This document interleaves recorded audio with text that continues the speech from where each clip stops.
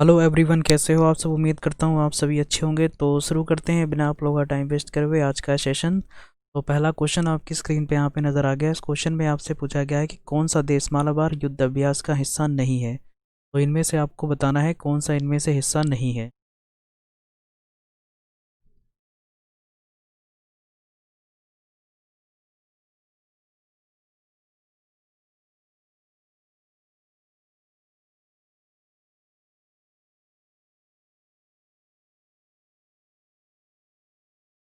तो इसका सही आंसर क्या हो जाएगा? ऑप्शन नंबर इसका राइट आंसर हो जाएगा फर्स्ट, यूनाइटेड किंगडम। ठीक है, तो यूके इसका हिस्सा नहीं है। ठीक है, जो मालाबार एक्सरसाइज होगी। ठीक है, तो आप सभी ने करंट अफेयर में आजकल देखा होगा, काफ़ी ये चीज़ न्यूज़ में आ रही है। ठीक है, क्योंकि हाल ही में अभी ऑस्ट्रेलिया भी जुड़ा है। ठीक है, तो पहले तीन देशों के बीच में होती थी। ठीक है, यूएसए और इंडिया और जापान के बीच में। ठीक है, लेकिन अभी हाल ही में एक और नया देश जुड़ा है जिसका नाम है ऑस्ट्रेलिया। ठीक है, तो इस क्वेश्चन में आपसे ये पूछा गया था कि कौन सा इनमें से देश है जो कि शामिल इसमें नहीं है। ठीक है, तो ये जो मालाबार एक्सरसाइज है ये शुरू किया गया था 1992 में। ठीक है, 1992 में शुरू किया गया था।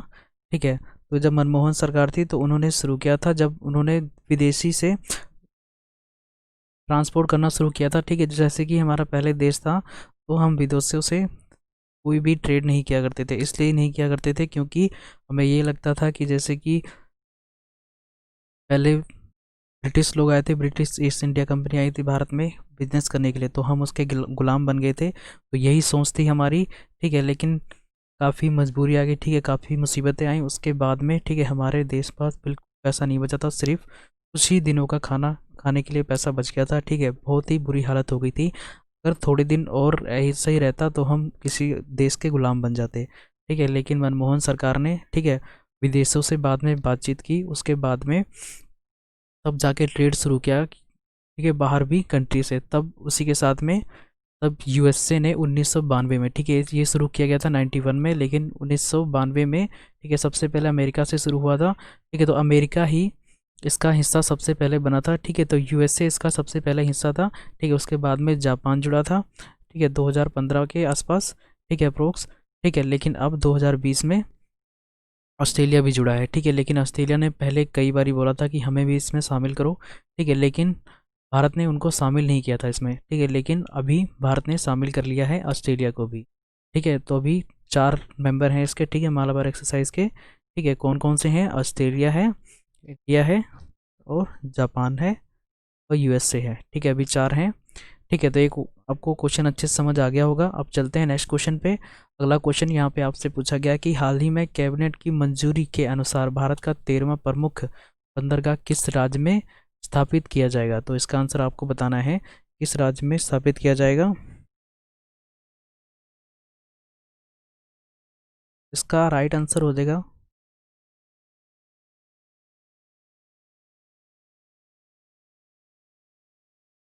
ऑप्शन नंबर सी, इसका राइट आंसर हो जाएगा महाराष्ट्र में। ठीक है, तो महाराष्ट्र में स्थापित होगा। अगला क्वेश्चन है, व्यक्तित्व सत्याग्रह आंदोलन के दौरान गिरफ्तार किए जाने वाला प्रथम सत्याग्रही कौन था? तो आपको बताना है, जब मूवमेंट चल रहा था सत्याग्रह, तो सबसे पहले जो अरेस्ट हुए थे उनका आपको नाम बताना है।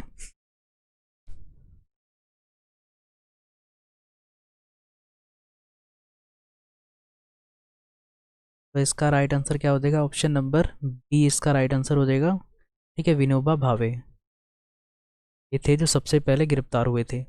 अगला क्वेश्चन है, parsec is the unit of. तो पार्सेक किसकी इकाई है, ये आपको बताना है।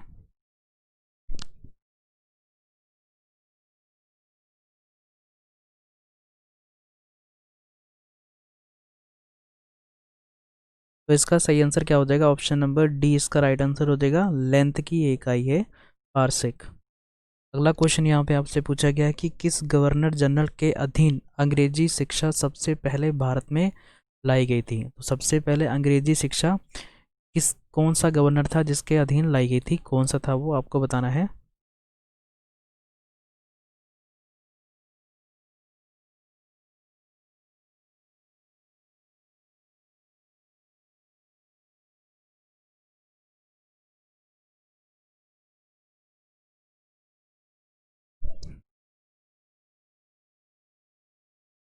तो इसका सही आंसर हो जाएगा ऑप्शन नंबर ए, इसका राइट आंसर हो जाएगा।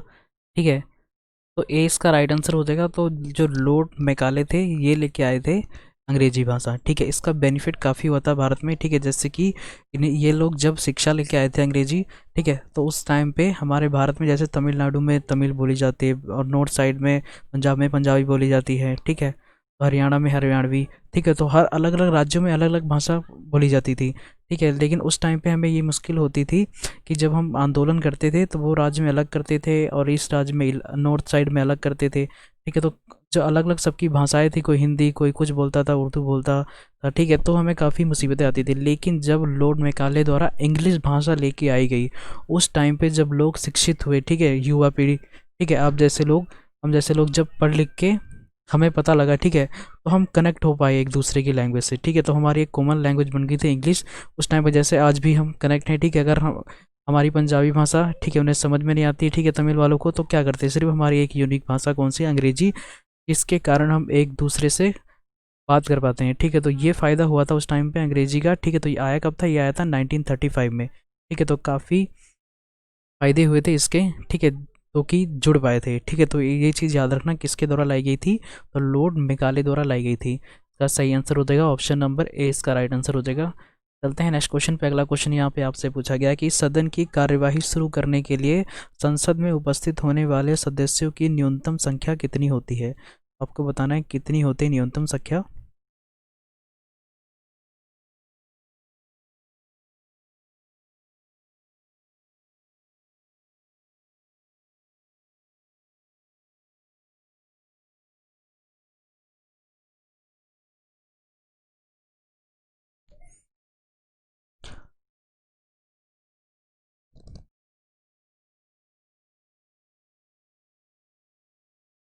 तो इसका सही आंसर क्या हो जाएगा, ऑप्शन नंबर सी, इसका राइट आंसर हो जाएगा। शुरू करने के लिए टोटल सीटों का 1/10 होना चाहिए। ठीक है, तो सी इसका राइट आंसर हो जाएगा।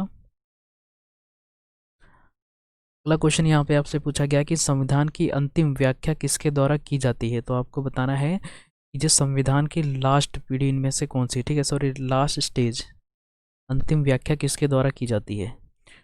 सही आंसर क्या हो जाएगा इसका, ऑप्शन नंबर ए, इसका राइट आंसर हो जाएगा सुप्रीम कोर्ट। ठीक है, जैसे कोई भी लॉ पास होता है या फिर कुछ भी कोई कानून वगैरह होता है, ठीक है, कोई अब स्टेट और केंद्र और स्टेट में कोई वार्ता हो जाते हैं, ठीक है, तो सब कुछ ये मसले कौन सुलझाता है, सुप्रीम कोर्ट सुलझाता है। ठीक है, तो लास्ट व्याख्या, ठीक है, अंतिम व्याख्या इसके द्वारा की जाती है संविधान की, तो कौन करता है, ये करते हैं सुप्रीम कोर्ट। ठीक है, ए इसका राइट आंसर हो जाएगा।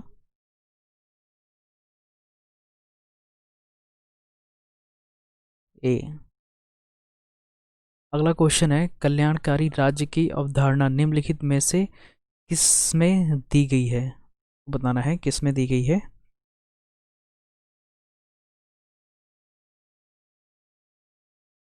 कल्याणकारी राज्य की।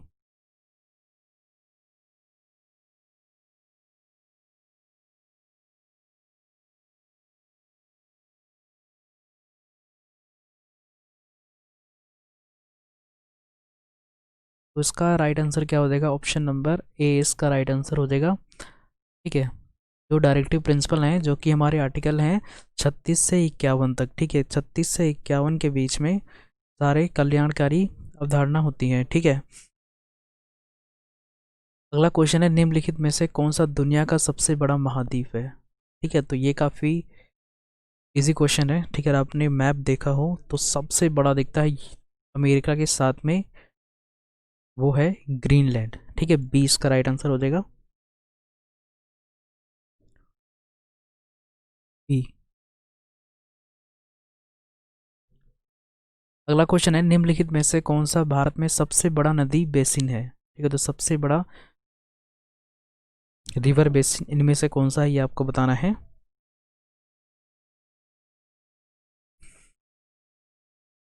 तो इसका सही आंसर हो जाएगा गंगा बेसिन। ठीक है, 20 का राइट आंसर हो जाएगा। चलते हैं नेक्स्ट क्वेश्चन पे। अगला क्वेश्चन यहाँ पे आपसे पूछा गया है कि निम्नलिखित में से कौन सा एक मजबूत गंधक एजेंट रसोई गैस सिलेंडर में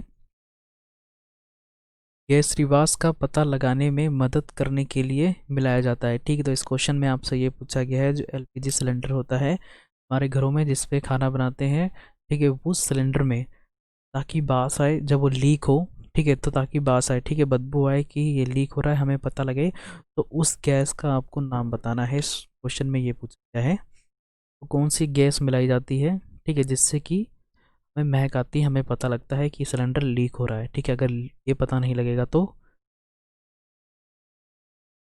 ब्लास्ट हो सकता है। ठीक है, हमें पता नहीं लगेगा तो हो सकता है ब्लास्ट।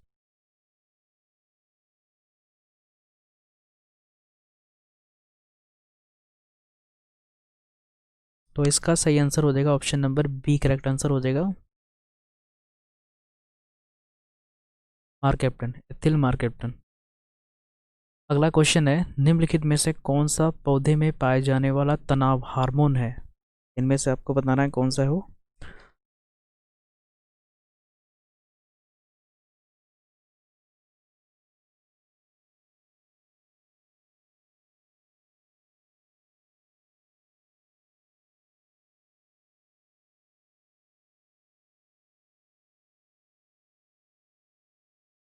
तो इसका सही आंसर हो जाएगा ऑप्शन नंबर बी, इसका राइट आंसर हो जाएगा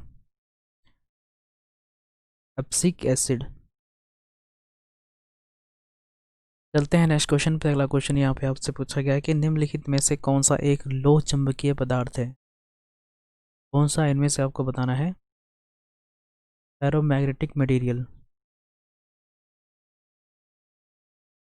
तो इसका सही आंसर क्या हो जाएगा ऑप्शन नंबर में से सही हो जाएगा ए, ठीक है, निकल। अगला क्वेश्चन है, गांधी इरविन समझौता कब हुआ? कोई बताना है, गांधी इरविन समझौता कब हुआ था?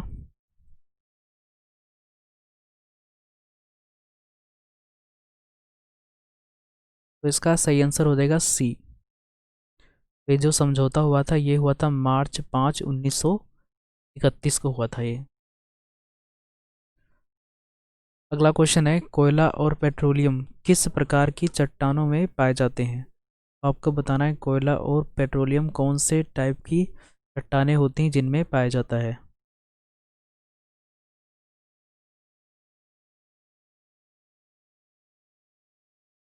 तो इसका सही आंसर क्या हो जाएगा ऑप्शन नंबर सी, इसका राइट आंसर हो जाएगा सी। सी करेक्ट आंसर हो जाएगा इसका, सेडिमेंट्री, जिसमें पाए जाते हैं पेट्रोलियम।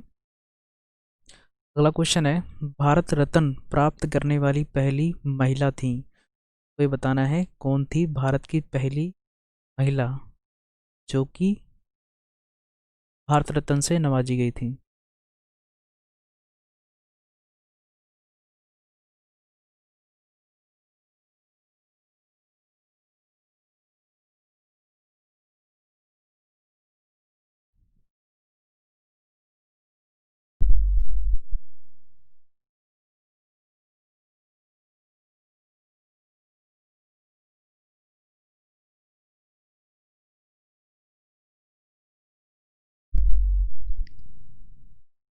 तो इसका राइट आंसर क्या हो जाएगा ऑप्शन नंबर सही हो जाएगा बी, ठीक है, इंदिरा गांधी।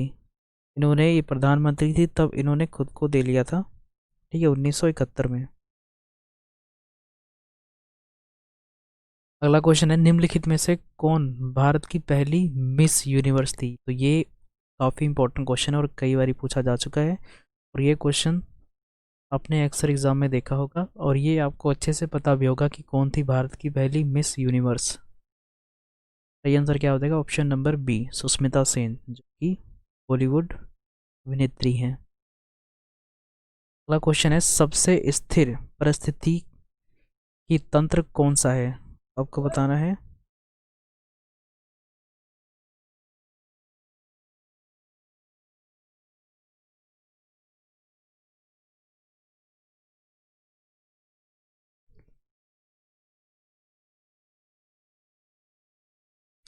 स्टैब्लिश्ड इकोसिस्टम, तो कौन सा है? इनमें से हो जाएगा महासागर, ओशियन।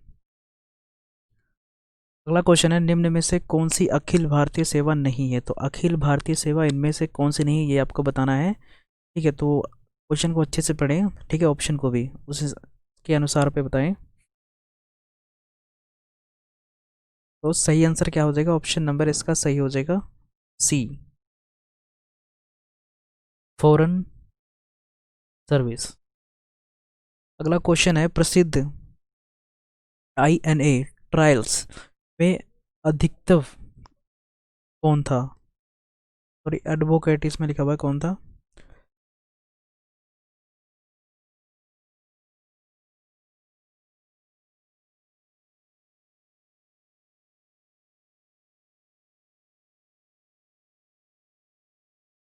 तो सही आंसर हो जाएगा इसका ऑप्शन नंबर ए, इसका राइट आंसर हो जाएगा भोला भाई देसाई।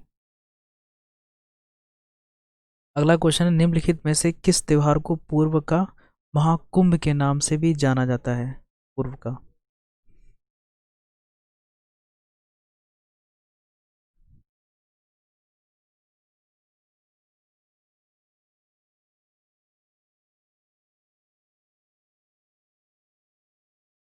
तो इसका सही आंसर हो जाएगा option number A, Amba sorry Ambubachi मेला। ठीक है, अम्बुबाची मेला जो कि कहाँ पे मनाया जाता है? ये मनाया जाता है असम में। ये असम में मेला मनाया जाता है। ठीक है, तो ये इतना यहाँ पे इतनी भीड़ होती है बहुत ज़्यादा, लेकिन पहली बार ऐसा हुआ कि लॉकडाउन में, ठीक है, पहली बार ऐसा हुआ कि लॉकडाउन में यहाँ पे त्योहार ये नहीं मनाया गया। ठीक है, मेला नहीं लगा पहली बार। ठीक है, इतने सालों के बाद पहली बार ऐसा हुआ है कि लॉकडाउन की वजह से यहाँ पे मेला नहीं लगाया गया। तो काफ़ी इंपॉर्टेंट है, पूछा जा सकता है, ये चीज़ याद रखना। कहाँ पे मनाया जाता है ये असम में मनाया जाता है, वहाँ का है ये। ठीक है, बहुत ज़्यादा भीड़ होती है यहाँ पे। अगला क्वेश्चन है, विश्व मलेरिया दिवस 2020 हाल ही में किस तारीख को मनाया गया? तो आपको बताना है कौन सी तारीख को मनाया गया था ये। तो ये मनाया गया था 25 अप्रैल को। 20 का राइट आंसर हो जाएगा। अगला क्वेश्चन है, विश्व निवेश रिपोर्ट किसके द्वारा प्रकाशित की जाती है? तो वर्ल्ड इन्वेस्टमेंट रिपोर्ट किसके द्वारा की जाती है? तो आपको बताना है। सही आंसर क्या हो जाएगा? ऑप्शन नंबर बी इसका राइट आंसर हो जाएगा। सी, सी करेक्ट आंसर हो जाएगा इसका। United nation conference on trade and development, इनके द्वारा स्थापित की जाती है इन्वेस्टमेंट रिपोर्ट। अगली क्वेश्चन है, नुब्रा नदी का संबंध किस वृद्ध नदी तंत्र से है? आपको बताना है किससे है। तो इसका संबंध है सिंधु नदी तंत्र से। ठीक है, ए इसका राइट आंसर हो जाएगा।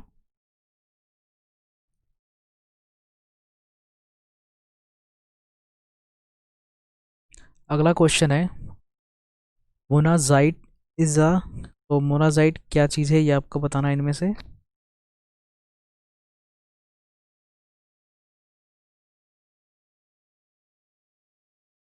तो ये एक थेरियम युक्त खनिज है।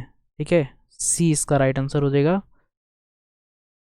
अगला क्वेश्चन है, सारगासो सागर कहाँ स्थित है? तो आपको ये बताना है सारगोसो सी कहाँ पे स्थित है ये।